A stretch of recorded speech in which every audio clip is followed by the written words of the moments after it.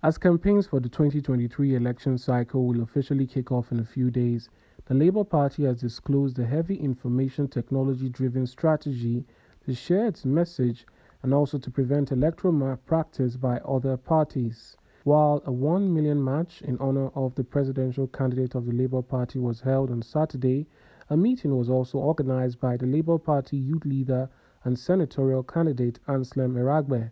The youth leader reacted to the rhetoric that the presidential candidate was unpopular in the north. Labour Party situation room will be able to account for every vote that will come from the polling unit of the 176,864 polling units. So this polling unit agents, so accredited, the returning officer will be able to enter the result for each of the political parties, 18 of them in the elections, into the portal to be displayed to the global community, online real time. So this is one way the Labour Party is going to ensure that our fake results ultimately don't find their way by way of final announcement from any political, any polling unit in Nigeria in the 2023 general elections. Good thing about what is happening today is that Nigerians are resolved in themselves on the way forward, and they desire to rescue this country by their own understanding and by their own vote. And we have seen that commitment, and Labour Party is only going to be a beneficiary of the people's goodwill, knowing fully well that the other parties, APC and the PDP, have failed the people.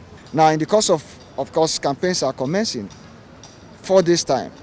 The people will be aware of the Labour Party and its logo. Our mobilization structure, like we said, we are deploying a 30-man polling unit mobilization structure across the 176,864 polling units. That's averagely 5 million.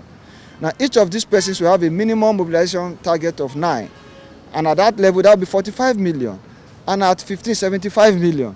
So we are sure, because it's going to be a physical engagement, physical activity at the polling unit areas, within each ward, in the local government. So we are not going to be doing this on the social media. We are going to be engaging the people on a door-to-door, window-to-window, house-to-house basis, man-to-man, woman-to-woman mobilization. While speaking to Kaftan TV, veteran Nollywood actor Zach Amata condemned the state of insecurity in the country as he called on fellow filmmakers to promote peace through their stories. People learn more through stories, just watching, say, so this thing can happen like that. Like I said, even now, I'm telling the Actors Guild, let us not tell the Actors Guild, me, everybody, don't tell anybody, vote wisely.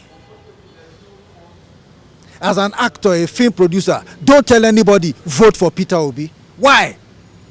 What I tell them is that we as actors, we as film producers, we as directors should show them in the films that we produce, show them what will happen if they do not vote, what you will use to convince an Ijebu man, for instance. It's totally different from what you use to convince an Ijaw man. It's totally different from what you use to convince a man from Soba. Eh? Soba ne? Soba ba? Jikan Serkin Yaki Soba Yowa. That is the grandson of the war general of Soba. He's from Zaria. He's from Zaria. So what we are doing is bringing different stories for different people.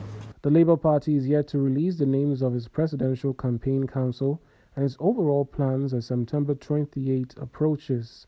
More developments are expected in the coming days as all political parties gear up for the next phase of the electoral season.